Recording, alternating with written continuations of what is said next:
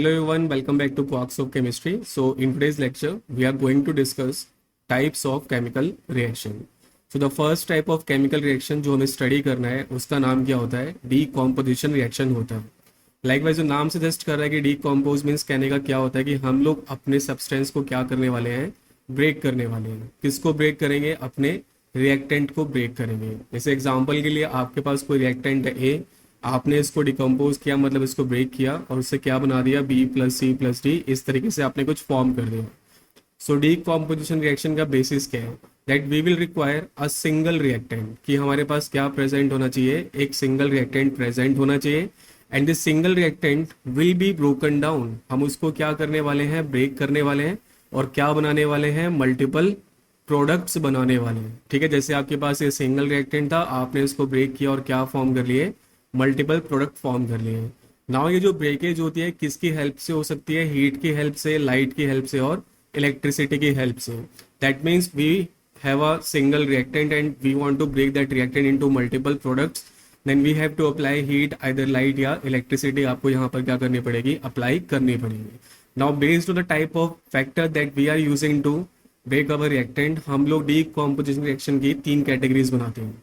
First category का नाम क्या होता है? Thermal decomposition reaction. Thermal decomposition reaction में क्या होगा? अगेन सिंगल रिएक्टेंट होगा, ब्रेक कर देंगे, मल्टीपल प्रोडक्ट बना देंगे. बस एडिशनली आपको या क्या ऐड करना है? By using heat. अगर आप हीट का यूज करके सिंगल रिएक्टेंट को मल्टीपल प्रोडक्ट्स में ब्रेक कर रहे हो तो आप किस रिएक्शन के बारे में बात कर रहे हो? थर्मल डीकॉम्पोजिशन के बारे में बात कर रहे हो. नाउ हमें 4 टाइप के सब्सटेंसेज हैं. दैट मीन्स हमारे पास मेटल कार्बोनेट है, मेटल बाई कार्बोनेट है, मेटल नाइट्रेट है एंड मेटल सल्फेट है. हमें इन चारों को डिकम्पोज करना है और इन चारों का जब डिकम्पोजिशन हम लोग करते हैं तो इसके लिए कुछ पॉइंट आपको ध्यान रखने हैं. जैसे अगर आपने कार्बोनेट का डिकम्पोजिशन किया, कौन सा कार्बोनेट है? ऑब्वियसली मेटल का कार्बोनेट है. तो जब कार्बोनेट का डिकम्पोजिशन होता है तो हमें क्या मिलता है? मेटल का ऑक्साइड मिल जाता है और उसके साथ कौन सी गैस रिलीज हो जाती है? CO2 गैस रिलीज हो जाती है. जैसे आप कोई मेटल का कार्बोनेट लो, सपोज हमने ले लिया Na2CO3. जब Na2CO3 को हम हीट करेंगे तो ये क्या बना लेगा? Na2O बना लेगा और उसके साथ क्या रिलीज कर देगा? CO2 गैस रिलीज कर देगा. ठीक है, मैं कोई भी इक्वेशन अब बैलेंस फॉर्म में नहीं लिखूंगा.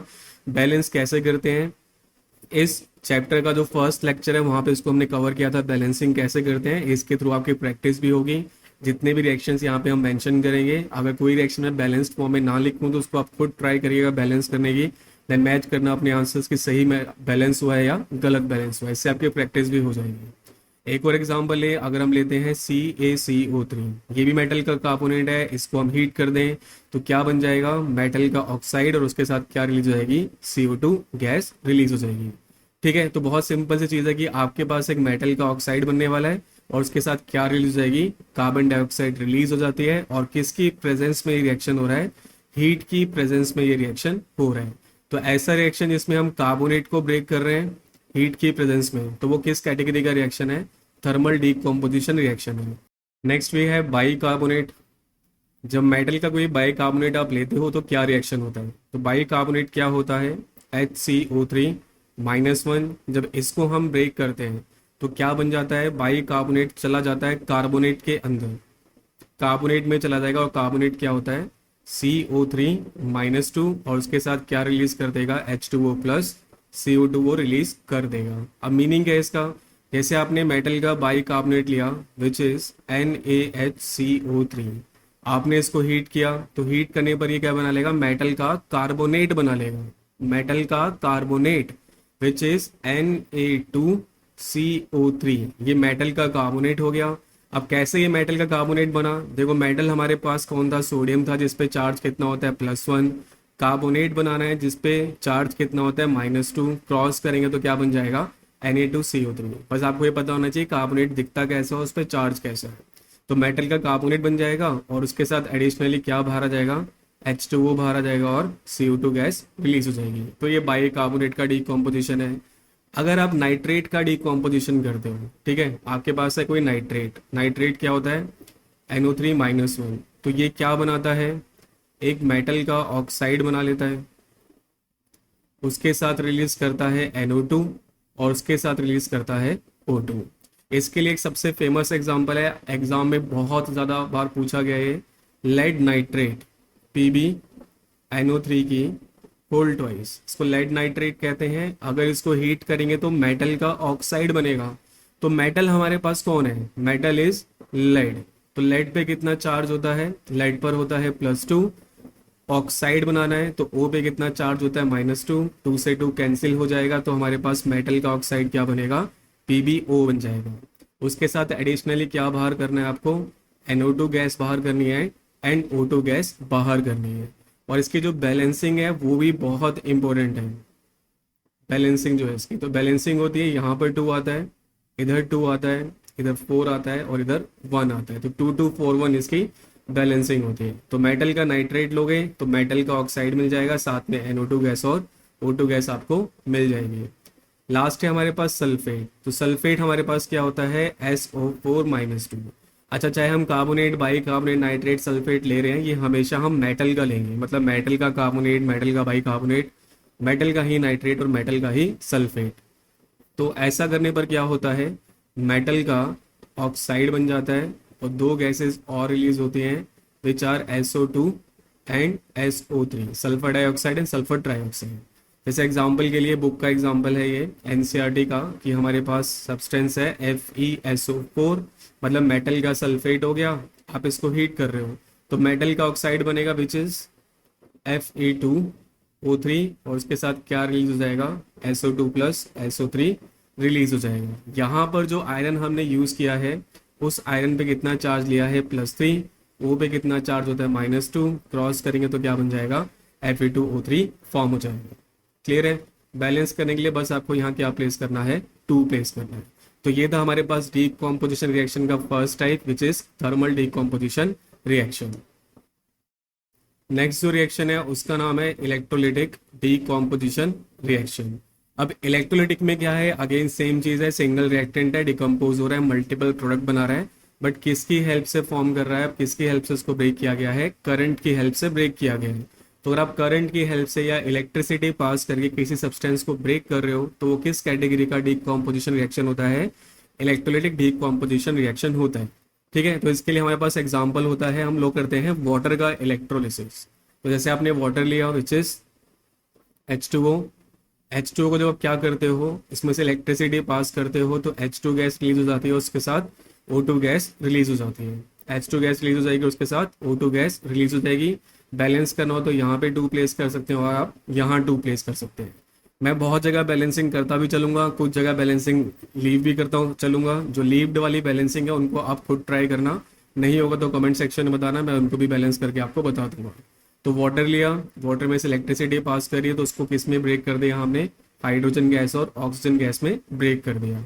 अब ऐसा करने के लिए आपको कौन सा डीकॉम्पोजिशन करना है, इलेक्ट्रोलिटिक डीकॉम्पोजिशन रिएक्शन करना है। नाउ इलेक्ट्रोलिटिक डीकॉम्पोजिशन रिएक्शन करने के लिए एक प्रोसेस की जाती है जिसको बोलते हैं इलेक्ट्रोलिसिस, और इसमें कुछ आपने मटेरियल यूज करने होते हैं। जैसे हमने ये जो रॉड्स ले रखी हैं, इन रॉड्स का नाम क्या होता है, these are known as electrodes. ये इलेक्ट्रोड्स होते हैं और जनरली किससे बने होते हैं, ये ग्रेफाइट से बने होते हैं। जो पेंसिल का सिक्का होता है वो ग्रेफाइट से बना होता है, तो जो इलेक्ट्रोड्स होते हैं वो ग्रेफाइट से बने होते हैं। ये जो हमारे पास टैंक है जिसमें रिएक्शन हो रहा है उसको बोलते हैं इलेक्ट्रोलिटिक टैंक। टैंक का नाम होता है इलेक्ट्रोलिटिक टैंक, और इसमें हमने क्या फिल कर रखा है, वाटर फिल कर रखा है। तो जैसे हम वाटर फिल करके इलेक्ट्रिसिटी पास करते हैं तो हम ऑब्जर्व करते हैं कि कुछ गैसेस क्या होती हैं, इवॉल्व हो रही हैं। मतलब कौन सी गैसेस इवॉल्व हो रही हैं, हाइड्रोजन गैस इवॉल्व हो रही है, उसके साथ ऑक्सीजन गैस इवॉल्व हो रही है। तो बहुत सिंपल सा फंडा है इसका। जैसे आप वाटर को ऐसे समझोगे, ये वाटर हो गया H2O, इसको हम ब्रेक कर रहे हैं तो जो हाइड्रोजन है वो कैटायन की फॉर्म में रहता है और जो ऑक्सीजन है वो एनायन की फॉर्म में रहता है। तो ये जो H रिलीज हुआ H+ की फॉर्म में, ये क्या बना लेगा, H2 बना लेगा, और ये जो O-2 रिलीज हुआ है ये क्या बना लेगा, O2 गैस बना लेगा। ये डिकम्पोजिशन था हमारा कि वाटर किस में ब्रेक हो गया, हाइड्रोजन गैस और ऑक्सीजन गैस में ब्रेक हो गया। नाउ आपसे 3 क्वेश्चन यहाँ पूछे जाते हैं। सबसे पहला क्वेश्चन होता है कि जो गैसेस यहाँ प्रोड्यूस हुई हैं उनका जो कलेक्शन पॉइंट है वो क्या है, मतलब कलेक्शन टर्मिनल कौन से है, कि कैथोड पे कौन कलेक्ट हुआ है और एनोड पे कौन कलेक्ट हुआ है। इससे पहले आप कैथोड एनोड का थोड़ा आइडिया लगा लो। जो पॉजिटिव साइड होती है उसको क्या बोला जाता है, एनोड बोला जाता है, और जो नेगेटिव साइड होती है उसको क्या बोला जाता है, कैथोड बोला जाता है। तो आपके पास दो टर्मिनल है, एनोड एंड कैथोड। अच्छा, इनको क्या करते हैं, इलेक्ट्रोड्स को ना हम एक ऐसे कंटेनर के अंदर डाल देते हैं, लाइक दिस। वो मैं यहाँ शो नहीं कर रहा हूँ, ऐसे कंटेनर में इनको डाल देते हैं, और जो गैसेस होती हैं वो डाउनवर्ड डिस्प्लेसमेंट ऑफ वाटर की वजह से किस में कलेक्ट हो जाती हैं, इस वेसल के अंदर आके कलेक्ट हो जाती हैं। ठीक है, तो आपको बस ध्यान रखना है कि हमारे पास जब इलेक्ट्रोलिसिस हो रहा है तो कौन सा टर्मिनल पॉजिटिव है, कौन सा टर्मिनल नेगेटिव है। आपसे पूछेगा कौन सी गैस कहाँ कलेक्ट हुई है, तो उसके लिए बहुत ही सिंपल सा एक एक्सप्लेनेशन है। आप ऐसे याद कर सकते हैं, C4 क्या होता है, कैटायन होता है, और C4 ही क्या होता है, कैथोड होता है। ठीक है, लाइकवाइज A4 क्या होता है, एनायन होता है, और A4 ही हमारे पास क्या होता है, एनोड होता है। इसका मतलब जो हमारे पास कैटायन बनेगा वो कहाँ कलेक्ट होगा, कैथोड पे, और जो हमारे पास एनायन बनेगा वो कहाँ कलेक्ट होगा, एनोड पे। तो इसमें से कैटायन कौन है, H पॉजिटिव हमारे पास कैटायन है। तो हमारे पास जो हाइड्रोजन गैस है वो कहाँ कलेक्ट होगी, कैथोड पे कलेक्ट हो जाएगी। और क्योंकि O पर कितना चार्ज था, -2 था, मतलब ये हमारा एनायन है, तो ऑक्सीजन गैस कहाँ कलेक्ट हो जाएगी, एनोड पे आके कलेक्ट हो जाएगी। ठीक है, तो ऐसे ध्यान रखना होता है कौन सी गैस कहाँ के कलेक्ट हो रही है, मतलब कौन बंदा किस तरफ जाके कलेक्ट होने वाला है। तो उसके लिए आप चार्जेस देख लेना। तो जो हमारे पास प्लस चार्ज वाला होता है उसको हम कैटाइन बोलते हैं, और कैटाइन वाला कहाँ कलेक्ट होता है, कैथोड पे कलेक्ट होता है। और जिस पे नेगेटिव चार्ज है उसको हम एनाइन बोलते हैं, और वो जाके कहाँ कलेक्ट होता है, एनोड पर जाके कलेक्ट होता है। तो ये फर्स्ट क्वेश्चन होगी, कौन सी गैस आके कहाँ कलेक्ट होती है। सेकेंड क्वेश्चन आपसे पूछेगा, जब आप इलेक्ट्रोलिसिस कर रहे हो तो आपने कुछ ड्रॉप्स या कुछ क्वांटिटी में क्या डाला है, इसमें H2SO4 डाला है। तो आपसे पूछेगा इस H2SO4 का रोल क्या होता है। तो ध्यान रखना है, जो वाटर है, pure water is a fair conductor of electricity. मतलब ये जो वाटर हमारे पास है ये कैसा कंडक्टर होता है, फेयर कंडक्टर है इलेक्ट्रिसिटी का, इतना एक्सेलेंट कंडक्टर नहीं है। तो हम क्या करते हैं, इसकी कंडक्टिविटी को बढ़ाने के लिए इसमें क्या ऐड कर देते हैं, सल्फ्यूरिक एसिड डाल देते हैं। मतलब यहाँ पर क्या प्रेजेंट है, सल्फ्यूरिक एसिड के मॉलिक्यूल्स प्रेजेंट है, विच इज H2SO4। तो ये सल्फ्यूरिक एसिड के मॉलिक्यूल क्या करते हैं, ये बहुत ही अच्छे इलेक्ट्रोलाइट होते हैं, तो ये कंडक्टिविटी को बढ़ाने में हेल्प करते हैं। ये कंडक्टिविटी को क्या करते हैं, इंक्रीज करवाने का काम करते हैं। ठीक है, तो pure water is a fair conductor of electricity, so to enhance its conductivity a strong electrolyte which is H2SO4 is added into the electrolytic tank। उसको हम कहाँ ऐड करते हैं, इलेक्ट्रोलाइटिक टैंक में ऐड करते हैं। फिर से सुन लीजिए, वाटर जो होता है वो एक फेयर कंडक्टर होता है। इस फेयर कंडक्टर की कंडक्टिविटी को एनहेंस करने के लिए, बढ़ाने के लिए हम लोग किसको ऐड करते हैं, H2SO4 को ऐड करते हैं, ताकि हमारी कंडक्टिविटी क्या हो जाए, इंक्रीज हो जाए। तो ये हमारा सेकेंड क्वेश्चन था। तीसरे क्वेश्चन में आपसे पूछेगा कि यहाँ पे जो दो गैसेस प्रोड्यूस हुई हैं उसमें से एक गैस का वॉल्यूम क्या होता है, डबल होता है। ठीक है, one of the gas has double volume. Double volume होता है किसी एक गैस के पास दूसरे के कंपैरिजन में। अब वो आपसे पूछेगा वो कौन सी होती है गैस, तो आप बोलेंगे वो गैस कौन सी है, हाइड्रोजन है। अब हाइड्रोजन वो गैस क्यों है, जैसे आप देखो जो हाइड्रोजन आप फॉर्म करते हो, जैसे वाटर हमारे पास हुआ, तो वाटर में जो हाइड्रोजन के एटम्स हैं या कितनी यूनिट्स हैं, 2 यूनिट है, मतलब इसका 2 वॉल्यूम प्रेजेंट है और इसका 1 वॉल्यूम प्रेजेंट है। So hydrogen is produced in double volume because 1 molecule of water carry 2 atoms of hydrogen. Hydrogen is produced, मतलब जो हमारे पास हाइड्रोजन गैस है वो प्रोड्यूस हो रही है किस वॉल्यूम में, डबल वॉल्यूम में प्रोड्यूस हो रही है। क्यों, because 1 molecule of water contain 2 atoms of hydrogen, that is by hydrogen gas का वॉल्यूम क्या आ रहा है हमारे पास, डबल आता है। ठीक है, अगर सपोज आपके पास होता है ऐसे H2O3 और हमसे पूछता है कि कौन सी गैस जो है उसका वॉल्यूम ट्रिपल है और किस गैस का वॉल्यूम डबल है, तो हम बोलेंगे इसका वॉल्यूम डबल है और इसका वॉल्यूम क्या है, ट्रिपल है। रीजन पूछ ले ऐसा क्यों है, तो हम बोलेंगे क्योंकि भाई जो हमारे पास सब्सटेंस है उसके एक मॉलिक्यूल में देखा जाए तो X के 2 आइटम होते हैं और O के 3 आइटम होते हैं, दैट इज वाई X का वॉल्यूम 2 टाइम्स है और O का वॉल्यूम 3 टाइम्स है। यहाँ पर आप H2O को देखो तो H का वॉल्यूम 2 टाइम्स है और O का वॉल्यूम 1 टाइम्स है। ठीक है, तो इसका आंसर क्या है, hydrogen is produced in double volume because 1 molecule of water carry 2 atoms of hydrogen. ठीक है, 2 एटम्स कैरी कर रहा है हाइड्रोजन के एंड 1 एटम ऑफ ऑक्सीजन। तो ये है हमारे पास electrolytic decomposition. Now the third reaction is photolytic reaction. Photolytic में हम लोग किसकी हेल्प से ब्रेक कर रहे हैं? लाइट की हेल्प से ब्रेक कर रहे हैं। ठीक है, फोटो मीन्स लाइट। तो single reactant is break to multiple product by using light. अगर आप लाइट की हेल्प से ब्रेक कर रहे हो तो रिएक्शन का नाम क्या है? फोटोलिटिक डीकॉम्पोजिशन रिएक्शन है। जैसे एग्जाम्पल के लिए आपके पास है hydrogen peroxide which is H2O2।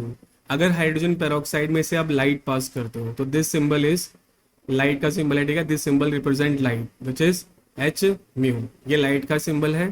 तो जब हम लाइट पास करते हैं H2O2 में से विच इज हाइड्रोजन पेरोक्साइड, तो हमें क्या मिल जाता है? वाटर मिल जाता है। और उसके साथ कौन सी गैस मिल जाती है? ऑक्सीजन गैस मिल जाती है। तो बैलेंस करने के लिए आपको यहाँ 2 प्लेस करना है और यहाँ 2 प्लेस करना है। तो हाइड्रोजन पेरोक्साइड जब लाइट की प्रेजेंस में आती है तो वो ब्रेक हो जाती है वाटर और ऑक्सीजन के अंदर। ठीक है, एक और एग्जांपल उठा सकते हैं। जैसे आपके पास हो गया AgCl या आपके पास हो गया AgBl। ठीक है, दोनों के लिए सेम आंसर आएगा, सनलाइट और सनलाइट। तो इनको जब हम ब्रेक करेंगे तो सिल्वर अलग हो जाएगा दोनों के अंदर। मतलब फर्स्ट में भी सिल्वर अलग हो गया, सेकंड में भी सिल्वर अलग हो गया। और उसके साथ यहाँ कौन सी गैस प्रोड्यूस हो जाएगी? Chlorine gas. और यहाँ कौन सी गैस प्रोड्यूस हो जाएगी? ब्रोमीन गैस प्रोड्यूस हो जाएगी। अभी बैलेंस फॉर्म में नहीं है, इसको आप खुद बैलेंस करके देखिएगा, ट्राई करिएगा। तो जब हम किसी भी रिएक्टेंट में से लाइट पास करें और लाइट की प्रेजेंस में वो ब्रेक हो जाए तो रिएक्शन किस कैटेगरी का माना जाता है? फोटोलिटिक कैटेगरी का माना जाता है। ठीक है, और इसमें ये जो हमारे पास रिएक्शंस होते हैं किस में यूज किए जाते हैं? ब्लैक एंड व्हाइट फोटोग्राफी में यूज किए जाते हैं। ब्लैक एंड व्हाइट फोटोग्राफी में यूज किए जाते हैं। क्लियर है? Black and white photography. तो ये थे हमारे पास डीकॉम्पोजिशन रिएक्शन, जिसके 3 टाइप थे, थर्मल, देन उसके बाद पढ़ा हमने इलेक्ट्रोलिटिक, और फाइनली हमने किसको कवर किया? फोटोलिटिक को। तो ये खत्म होता है डीकॉम्पोजिशन रिएक्शन। नेक्स्ट रिएक्शन हमारे पास है कॉम्बिनेशन रिएक्शन।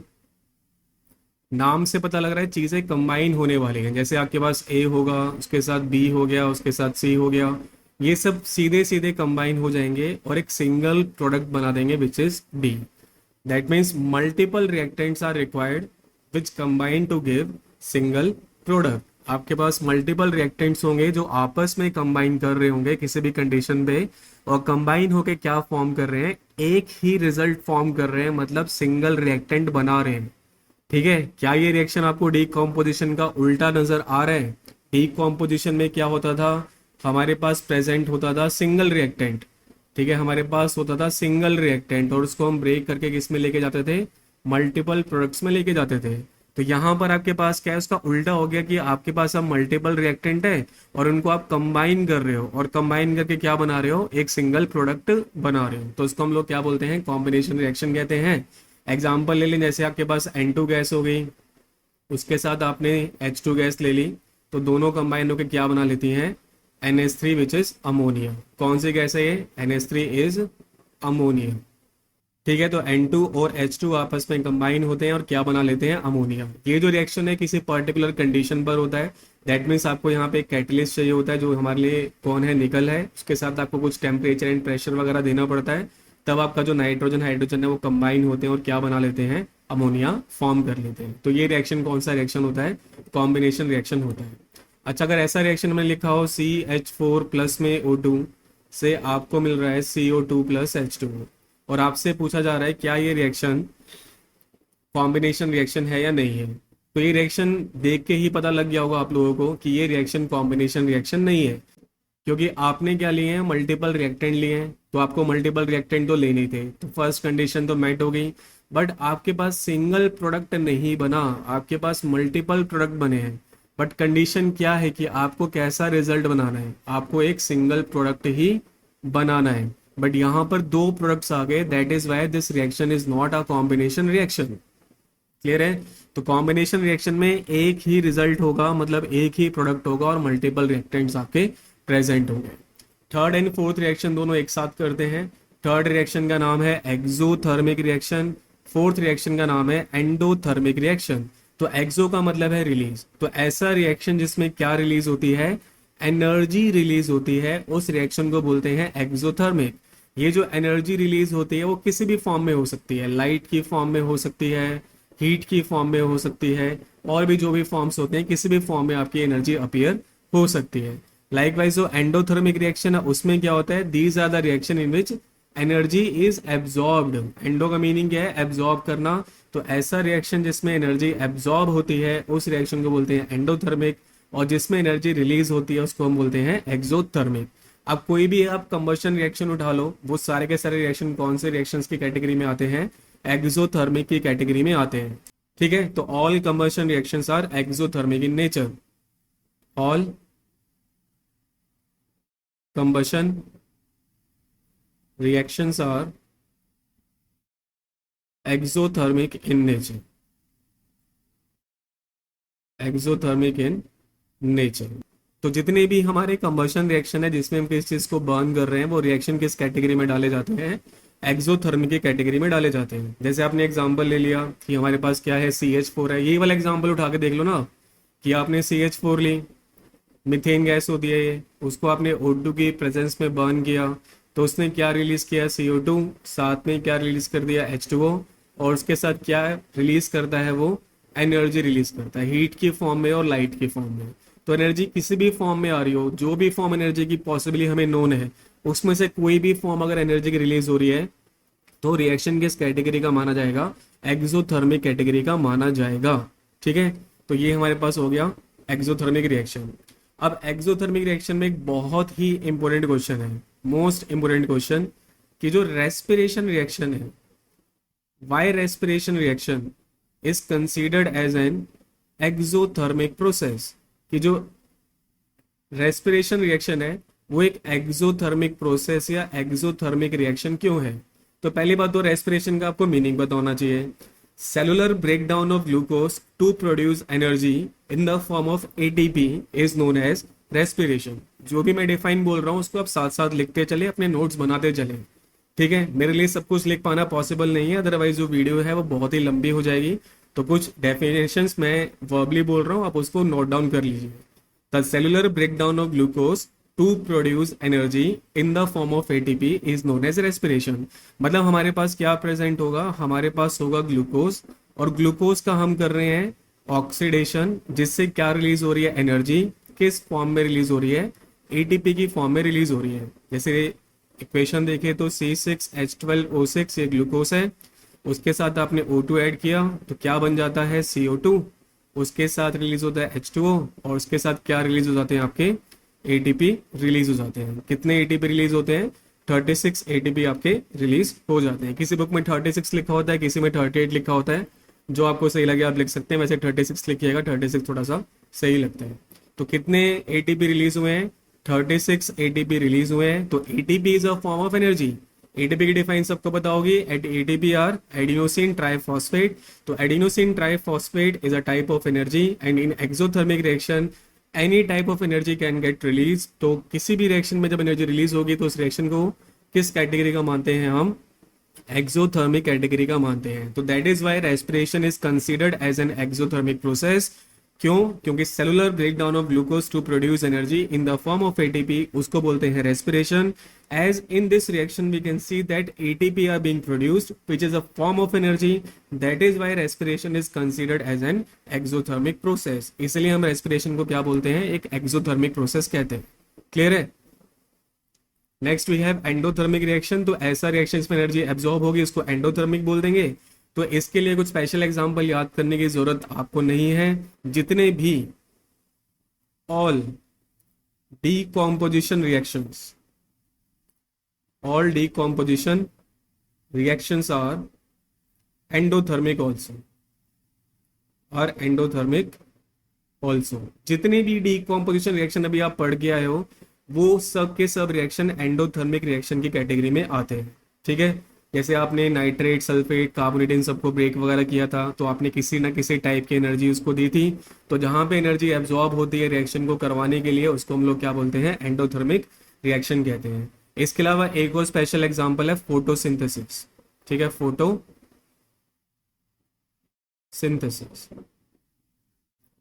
फोटोसिंथेसिस में क्या होता है कि हमारे पास क्या होगा, ऑब्वियसली CO2 होता है, उसके साथ वाटर होता है, और इसको हम लोग क्या कर देते हैं, कन्वर्ट कर देते हैं। किसके अंदर कन्वर्ट करते हैं, ग्लूकोज के अंदर।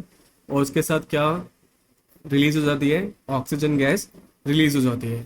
अब इसको बैलेंस करना हो तो आपको क्या करना पड़ेगा, यहाँ 6 लगाना पड़ेगा, यहाँ 6 लगाना पड़ेगा और यहाँ 6 लगाना पड़ेगा, और ये इक्वेशन आपकी क्या हो जाएगी, बैलेंस। अब कोई हमसे पूछे क्यों भाई फोटोसिंथेसिस को आप क्यों बोल रहे कि ये एंडोथर्मिक प्रोसेस है, क्या इसमें ऐसा क्या स्पेशल है, तो यहाँ पर क्या होता है, एक मॉलिक्यूल प्रेजेंट होता है जिसको हम लोग क्या बोलते हैं, क्लोरोफिल कहते हैं। क्लोरोफिल के बारे में सबने पढ़ा ही होगा। क्लोरोफिल एक ग्रीन कलर का पिगमेंट होता है जिसका काम क्या होता है, सनलाइट को एब्जॉर्ब करने का। तो क्लोरोफिल सनलाइट एब्जॉर्ब करता है, एनर्जी क्या हुई, एब्जॉर्ब हुई। उसके बाद जो CO2H2O था वो कन्वर्ट होकर किस में चला गया, ग्लूकोज में, और ऑक्सीजन गैस क्या हो गई, रिलीज हो गई। तो ये था हमारे पास exothermic and endothermic reactions. Now fifth reaction हमारे पास है प्रेसिपिटेट रिएक्शन। अब प्रेसिपिटेट रिएक्शन का मीनिंग क्या है, ऐसा कोई भी रिएक्शन जिसमें कोई इनसॉल्युबल प्रोडक्ट बनता है, इनसॉल्युबल प्रोडक्ट, उसको हम लोग क्या बोलते हैं, एक प्रेसिपिटेट रिएक्शन कहते हैं। और इनसॉल्युबल प्रोडक्ट को ही क्या बोला जाता है, प्रेसिपिटेट बोला जाता है। This is known as precipitate, इसलिए रिएक्शन का नाम क्या रखा गया है, प्रेसिपिटेट रिएक्शन रखा गया है। अच्छा, कॉमन एरर क्या होता है जब एग्जाम में आपसे सपोज पूछता है कि what do you mean by precipitate reaction, तो हम लोग बिल्कुल ऐसे ही आंसर लिख देते हैं, आंख बंद करके हम लोग क्या लिख देते हैं, the reaction in which precipitate is forming. जिसमें प्रेसिपिटेट बन रहा है वो प्रेसिपिटेट रिएक्शन हो गया। वो भाई तो नाम से ही पता लग रहा है कि वो प्रेसिपिटेट रिएक्शन है यार। आपको क्या करना है, इनसॉल्युबल प्रोडक्ट लिखना है। ऐसा रिएक्शन जिसमें इनसॉल्युबल प्रोडक्ट फॉर्म होता है उस रिएक्शन को क्या बोलते हैं, प्रेसिपिटेट रिएक्शन कहते हैं। याद रखिएगा, प्रेसिपिटेट इज फॉर्म्ड नहीं लिखना होता, आपको क्या लिखना है, इनसॉल्युबल प्रोडक्ट इज फॉर्म्ड। ठीक है, एक सिंगल एग्जांपल याद रखना है इसका, हमारे पास है कैल्शियम हाइड्रोक्साइड। कैल्शियम हाइड्रोक्साइड, इसमें से आप क्या पास करते हो, CO2 गैस पास करते हो। तो ये किस में कन्वर्ट हो जाता है, CaCO3, इसका एक PPT बन जाता है और उसके साथ क्या रिलीज हो जाता है, वाटर रिलीज हो जाता है। तो ये हमारे पास प्रेसिपिटेट होता है। किस कलर का प्रेसिपिटेट होता है, वाइट कलर का प्रेसिपिटेट होता है। अच्छा, ये भी ध्यान रखना, ये जो CO2 हमने पास करी है, किस अमाउंट ने पास करी है, नॉर्मल अमाउंट में पास करी है। CaOH की होल ट्वाइस को हम लोग क्या बोलते हैं, स्लेक्ड लाइन के नाम से जानते हैं। This is known as slaked lime. तो क्वेश्चन में वो आपको ऐसे बोल देगा कि आपने स्लेक लाइन लिया है और उसमें आपने CO2 गैस पास करी है, तो एक वाइट कलर का PPT बन रहा है, आपको बताना है वो PPT कौन है। तो PPT कौन होता है, CaCO3 की होल ट्वाइस। फिर ऐसे भी बोलते हैं कि अगर हम स्लेक लाइन में से एक्सेस क्वांटिटी में CO2 पास करें, CO2 पास कर रहे हैं बट किस में पास कर रहे हैं, एक्सेस क्वांटिटीज में पास कर रहे हैं, तब क्या होगा। तो ऐसे केस में क्या होता है, जब एक्सेस क्वांटिटी में पास करते हैं तो बाई कार्बोनेट बन जाता है, बाई कार्बोनेट बन जाता है। और ये बाई कार्बोनेट क्या होता है, वाटर सॉल्युबल होता है। This is water soluble. तो इसका मतलब ये प्रेसिपिटेट नहीं है। प्रेसिपिटेट कब बनता है, जब नॉर्मल क्वांटिटीज में क्या डाला जाए, CO2, और जब एक्सेस क्वांटिटी में आप CO2 पास करोगे फ्रॉम स्लेक लाइन तो क्या बन जाता है, एक वाटर सॉल्युबल रिजल्ट, जो कौन होता है, कैल्शियम बाई कार्बोनेट होता है। तो नॉर्मल क्वांटिटीज में PPT मिलता है और एक्सेस क्वांटिटी में PPT आपका डिसॉल्व हो जाता है, PPT आपको नहीं मिलता। ठीक है, तो ये था प्रेसिपिटेट रिएक्शन। नेक्स्ट रिएक्शन हमारे पास है डिस्प्लेसमेंट रिएक्शंस। और डिस्प्लेसमेंट रिएक्शन की दो कैटेगरीज होती हैं, जिसमें फर्स्ट कैटेगरी हमारे पास क्या है, सिंगल डिस्प्लेसमेंट रिएक्शन है। अब डिस्प्लेसमेंट रिएक्शन है क्या, सिंगल डिस्प्लेसमेंट क्या होता है, पहले सिंगल डिस्प्लेसमेंट देखते हैं। ऐसा कोई भी रिएक्शन जिसमें एक ज्यादा रिएक्टिव एलिमेंट एक लेस रिएक्टिव एलिमेंट को क्या कर दे, उसके सॉल्ट से या एक्वस सॉल्यूशन से डिस्प्लेस कर दे, उसको वहां से निकाल दे। ठीक है, a more reactive element displaces less reactive element from its salt और एक्वस सॉल्यूशन, उसको हम लोग क्या बोलते हैं, सिंगल डिस्प्लेसमेंट रिएक्शन कहते हैं। अब कौन हमारे पास ज्यादा रिएक्टिव होता है, कौन हमारे पास कम रिएक्टिव होता है, इसके लिए एक सीरीज होती है, उस सीरीज का नाम क्या होता है, रिएक्टिविटी सीरीज होता है। तो रिएक्टिविटी सीरीज हमें क्या बताती है, जब हम एलिमेंट्स को, स्पेसिफिकली हम मेटल्स के बारे में बात कर रहे हैं, किस ऑर्डर में लगा दें, उनके इंक्रीजिंग या डिक्रीजिंग ऑर्डर में लगा दें रिएक्टिविटी के, मतलब कौन सबसे ज्यादा रिएक्टिव है, कौन सबसे कम रिएक्टिव है। ऐसे हमने हर एक एलिमेंट की या मेटल की रिएक्टिविटी को फाइंड आउट किया और उनको कंपेयर करके हमने एक सीरीज बना दी। तो उस सीरीज का नाम क्या होता है, रिएक्टिविटी सीरीज होता है। तो arrangement of elements that means हम मेटल्स के बारे में बात कर रहे हैं in order of their increasing और decreasing reactivity towards another element, कि दूसरे एलिमेंट के साथ उसकी रिएक्टिविटी कैसी है, उसके से वो ज्यादा रिएक्टिव है या उससे वो कम रिएक्टिव है, ये आप फाइंड आउट कर रहे हो। तो इसके लिए आप किसकी हेल्प लेते हो, रिएक्टिविटी सीरीज की हेल्प लेते हो। ठीक है, तो रिएक्टिविटी सीरीज ऑलरेडी डिजाइन है, आपको सीधा सीधा उसको याद करना है। तो रिएक्टिविटी सीरीज के सबसे टॉप पर कौन होता है, पोटेशियम होता है, और बॉटम पे हमारे पास कौन होता है, प्लैटिनम होता है। ठीक है, जैसे जैसे आप सोडियम से किस तरफ जा रहे हो, प्लैटिनम की तरफ जा रहे हो, जो हमारी रिएक्टिविटी है, रिएक्टिविटी वो क्या होती जा रही है, डिक्रीज होती जा रही है। मतलब पोटेशियम ज्यादा रिएक्टिव है, उससे कम सोडियम, उससे कम कैल्शियम, इस तरीके से आपकी रिएक्टिविटी सीरीज आगे मूव कर रही है। अब याद कैसे करेंगे रिएक्टिविटी सीरीज को, उसके लिए छोटी सी एक ट्रिक बना रखी है। जैसे ऐसे याद करना है, pop star can make absolute zillion if tiny little headed children may spend good penny। तो बेसिकली है क्या, जो पी है हमारे पास पोटेशियम है, एस हमारे पास सोडियम है, सी ए से बन जाएगा कैल्शियम, मेक के एम से मैग्नीशियम, एब्सोल्यूट के ए से aluminium, zinc Z I zillion, if के आई से आयरन, टी आई टाइनी से टिन, एल से बन गया लेड, हेडेड के एच से बन गया हाइड्रोजन, चिल्ड्रन के सी से बन गया कॉपर, एम मतलब मर्क्यूरी, और मर्क्यूरी का साइन क्या होता है, एच जी होता है, एस मतलब सिल्वर जिसका साइन ए जी होता है, जी मतलब गोल्ड जिसका साइन क्या होता है ए यू, एंड पी मतलब प्लेटिनम जिसका साइन क्या होता है पी टी। तो ये हमारे पास है रिएक्टिविटी सीरीज, जिसको याद करने का एक बहुत सिंपल तरीका आपके सामने है। अब रिएक्शन होगा क्या, सिंगल डिस्प्लेसमेंट में कहानी क्या है, what is single displacement reaction. तो इसमें हमारे पास होता है एक एलिमेंट, उसके साथ होता है एक कंपाउंड, एक एलिमेंट होगा भाई, एक कंपाउंड होगा।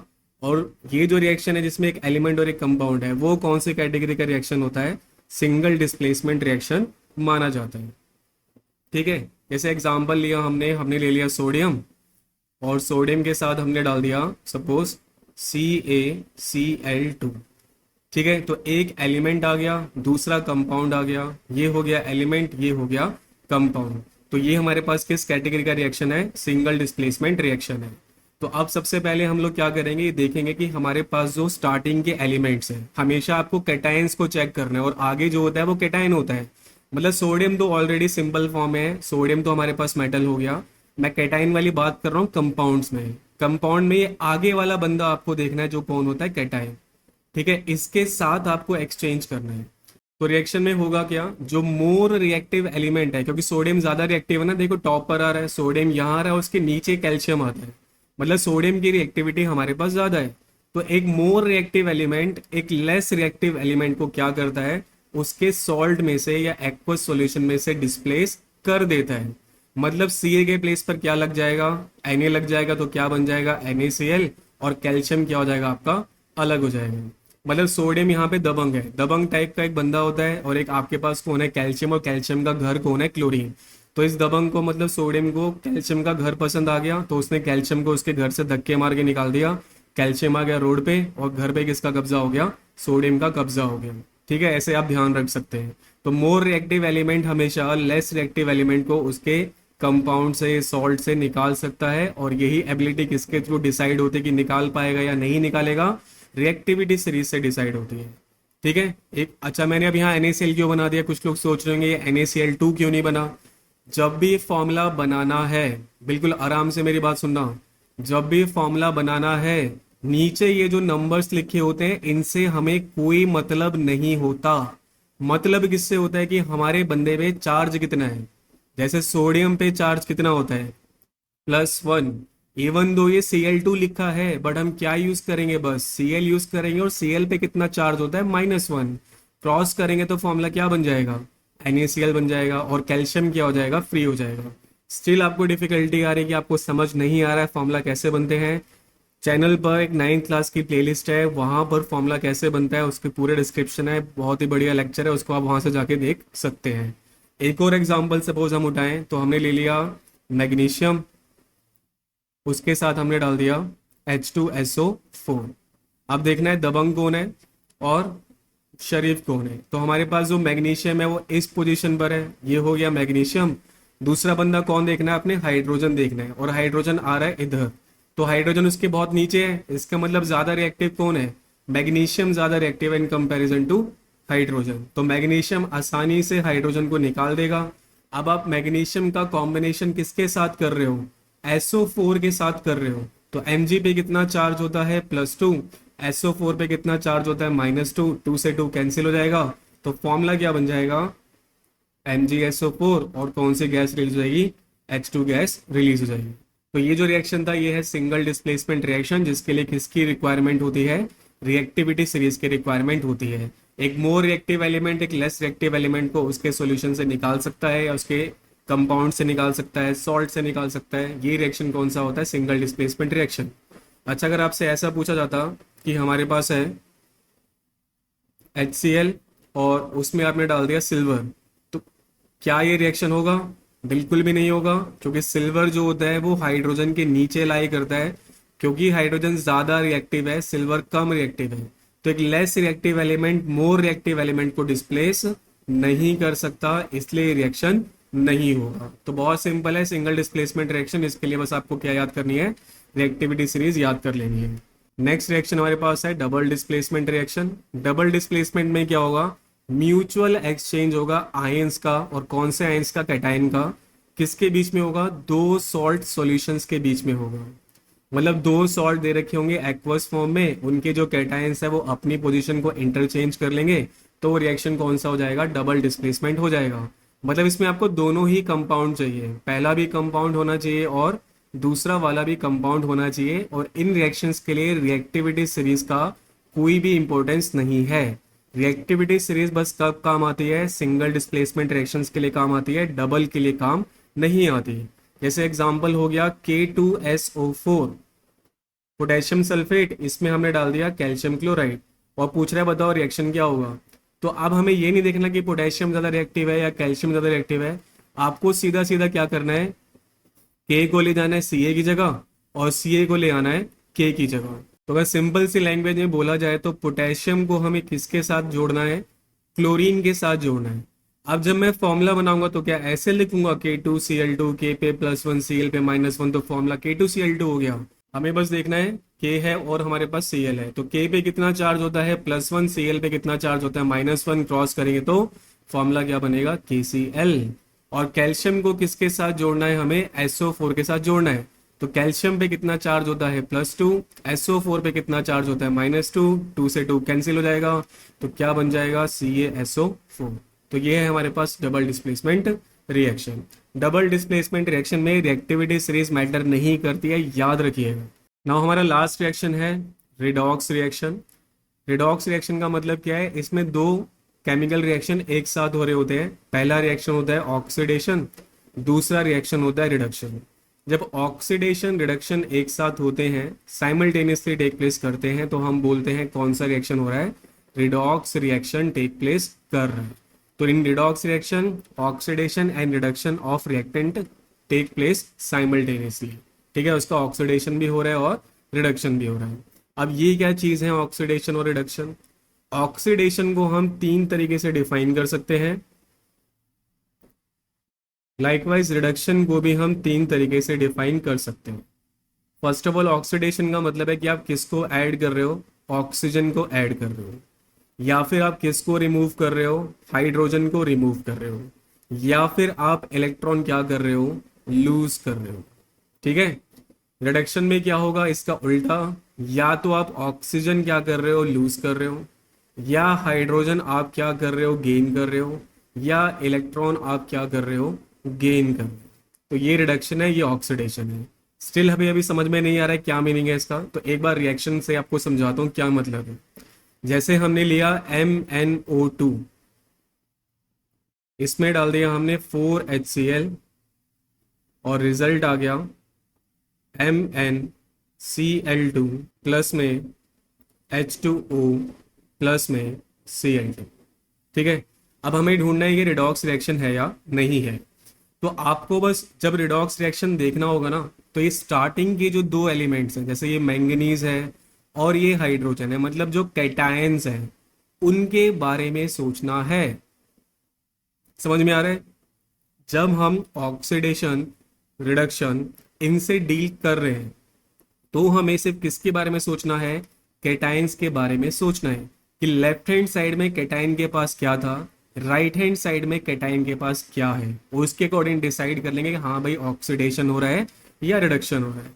तो अगर हम देखें तो मैंगनीज के पास लेफ्ट हैंड साइड में ऑक्सीजन है, बट राइट हैंड साइड में उसके पास क्लोरीन है। इसका मतलब उसने ऑक्सीजन क्या कर दिया है? ऑक्सीजन कर दिया है इसने लूज। और ऑक्सीजन लूज करना मतलब उसने अपना क्या कर लिया है? रिडक्शन कर लिया है। लॉस ऑफ ऑक्सीजन हुआ है तो रिडक्शन हो गया। अगर आप हाइड्रोजन को देखो तो हाइड्रोजन के पास Cl है और राइट हैंड साइड में हाइड्रोजन के पास ऑक्सीजन है।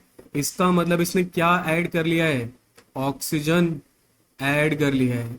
और ऑक्सीजन ऐड करना क्या होता है? ऑक्सीडेशन होता है। तो इस रिएक्शन में रिडक्शन भी हुआ, ऑक्सीडेशन भी हुआ, एक साथ हुआ। इसलिए इस रिएक्शन को क्या बोल दिया हमने? रिडॉक्स रिएक्शन बोल दिया। ठीक है, रिडॉक्स रिएक्शन क्या है?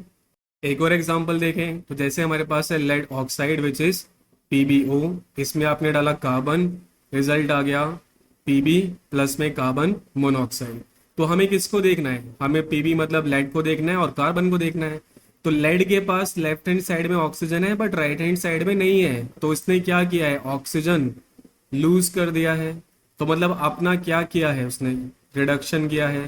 कार्बन के पास इधर कुछ भी नहीं था और इधर कार्बन ने ऑक्सीजन क्या कर लिया है? गेन कर लिया है या ऐड कर लिया है। तो इसने अपना क्या किया है? ऑक्सीडेशन किया है।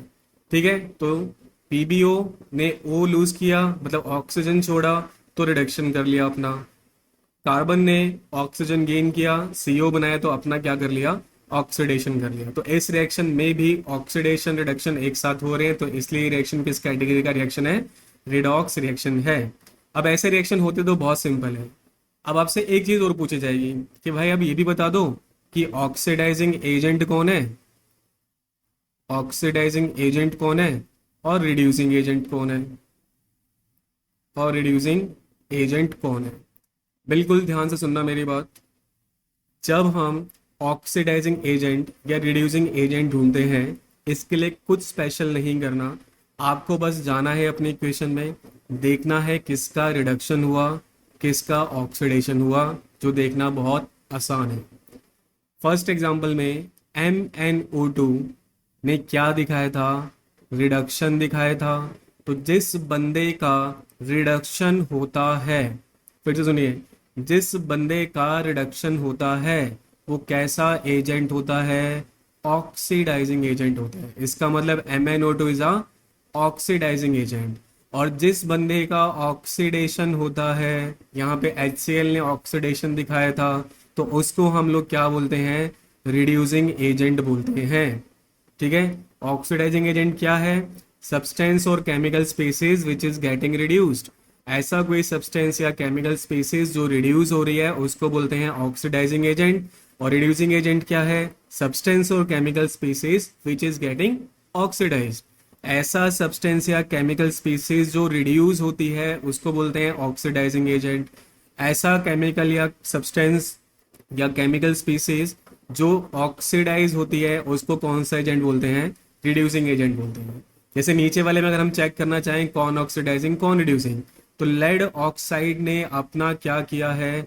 रिडक्शन किया है, तो ये कौन सा एजेंट है? ऑक्सीडाइजिंग एजेंट है।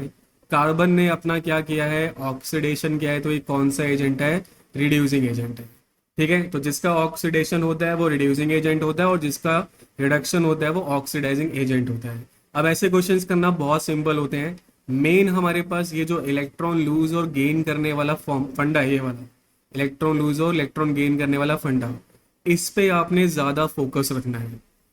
एक सिंगल पॉइंट ध्यान रखना, जब भी कोई एलिमेंट नेटिव स्टेट में हो, अब आप नेटिव स्टेट ना समझे तो समझ लो कि अकेला हो। जब भी कोई एलिमेंट अकेला हो तो आपने उसके ऊपर कितना चार्ज मान लेना है? जीरो चार्ज मान लेना है। जब भी कोई एलिमेंट अकेला होगा तो उसके ऊपर क्या चार्ज मान लेना है हमने? जीरो चार्ज मान लेना है। और जब हम कंपाउंड से डील कर रहे होंगे तो उस पे हमने क्या प्लेस करनी है? कंपाउंड में जो भी हमारे पास एटम्स, आयन, रेडिकल वगैरह आ रहे हैं, उन सब के चार्जेस आपको उसके ऊपर मेंशन कर देंगे, उनके चार्जेस दिखाने हैं। मतलब कंपाउंड में कोई आएगा तो उसके चार्ज दिखाओ। अलग से कहीं पड़ा हो, अकेला हो, तो चार्ज दिखाने की जरूरत नहीं है। जैसे एग्जाम्पल के लिए हमने ले लिया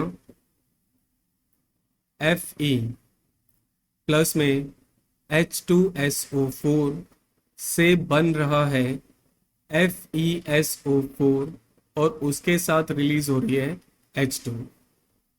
ठीक है, तो हमसे पूछ रहा है बताओ भाई इसमें ऑक्सीडेशन हो रहा है, रिडक्शन हो रहा है, या रिडॉक्स है या नहीं है? तो उसमें सीधा सीधा कहीं ऑक्सीजन, सीधा सीधा कहीं हाइड्रोजन आपको दिखाई नहीं दे रहा है। तो ऐसे केस में हम लोग क्या करते हैं? ये चार्ज वाली अप्रोच यूज करते हैं। इन दो एग्जाम्पल में तो क्लियर हो रहा था कि ऑक्सीजन यहाँ ऐड हो गया, ऑक्सीजन यहाँ से आ रहा है, यहाँ से जा रहा है, सब दिख रहा था। हाइड्रोजन की कहानी समझ में आ रही थी। बट जब हम चार्जेस वाले इक्वेशन पे बढ़ेंगे तब हमें इस वाले फॉर्म को ध्यान देना है कि कैसे आंसर करें।